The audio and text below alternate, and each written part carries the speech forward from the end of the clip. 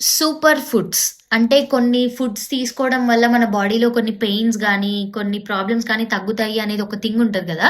So, అట్లా నాకు తెలిసిన కొన్ని ఫుడ్స్ చెప్తా. ఇవి 100కి 100% వర్క్ అవుతాయని నేను చెప్పలేను. బట్ ఒక 50% అయినా వర్క్ అవ్వచ్చు గదా!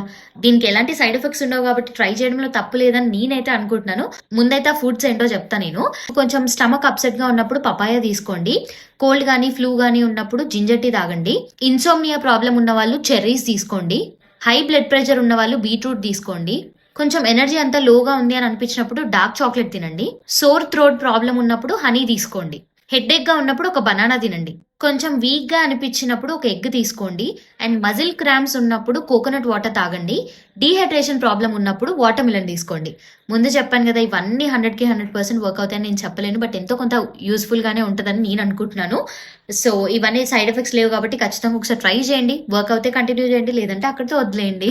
ట్రై చేసిన తర్వాత మీకేం వర్కౌట్ అయిందని కింద కామెంట్స్‌లో చెప్పడం అస్సలు మర్చిపోకండి. For more such content, do follow Goldi Makers on Instagram and don't forget to subscribe to my YouTube channel. YouTube channel link నేను బయోలో ఇస్తాను. Thank you.